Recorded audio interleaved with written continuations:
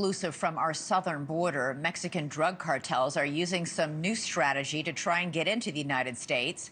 NewsNation has learned that these smugglers are on social media. We knew that, but what we're hearing that's new is that they're monitoring posts that are tracking and taunting law enforcement who are stationed and positioned along the border.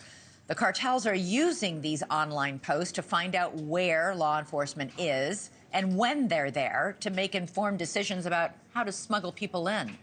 One prominent cartel was just linked to a massive drug trafficking case here in the United States. A total of 41 people were arrested and 23 actually charged in a cocaine, fentanyl, heroin, and meth ring in Houston and Galveston, Texas. Court documents show that the suspects were part of the new Jalisco generation cartel out of Mexico. It's just one example of the rampant and shameless cartel activity at the southern border. NewsNation's Allie Bradley spoke with law enforcement in Texas and joins us now. Allie, you saw screenshots. What exactly is the cartel saying as they taunt these law enforcement officers? Yeah, so Elizabeth, you talk about this massive bus there with the CJNG cartel, and that is one of the members who's actually taunting Sheriff Thaddeus Cleveland in Terrell County. Let me just lay the scene here for you. Imagine that you're down there patrolling the southern border. You pull someone over suspected of human smuggling. The driver, you go up and talk to him, and on their phone is your social media profile. That's exactly what's happening to this sheriff down here, where the criminal organizations are literally using his social media pages as intel. So Sheriff Cleveland in Terrell County has been posting on his page very regularly. He posts about load vehicle after load vehicle, stop after stop on his pages, and the cartel is going after that, and they're seeing those posts that he's making, and they're also taunting the sheriff. So look at these posts here. Some of them calling him derogatory names.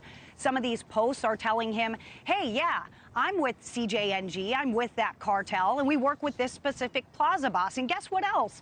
We've got our eyes on you, on your house, and on your woman.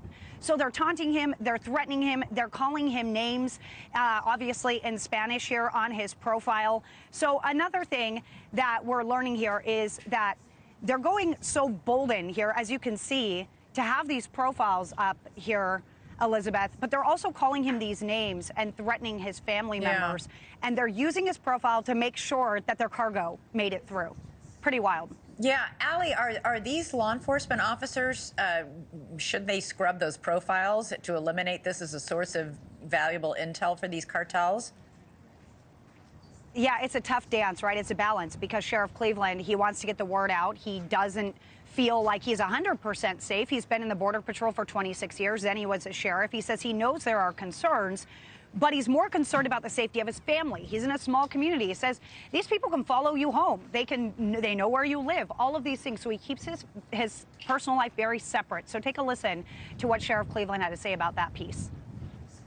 I second guess myself because I think, all right, well, I'm showing too much, just like the times whenever I've shown where we've picked up the illegals on our own. It's definitely not meant to help, which I know you know that, but more just to get information out about what's going on in here in Terrell County, because if I didn't have that voice, then the stories wouldn't get out.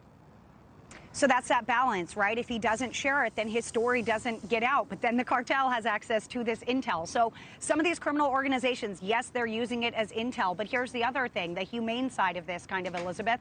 Family members are also reaching out to Sheriff Cleveland on that page, asking if individuals that they recognize made it through, if they got stopped, if they got turned back. He just got a message this morning that they needed a 911 response because they were looking for their cousin who was abandoned out there by the criminal smuggling organizations. Terrell County, very rough and rugged terrain. So he says he does what he can, but get this, he has 5 deputies, Elizabeth, to patrol more than 2,300 square miles. So an impossible task for Sheriff Cleveland out there. Wow. All right. Allie Bradley, boy, those people really work so hard to keep that border safe down there.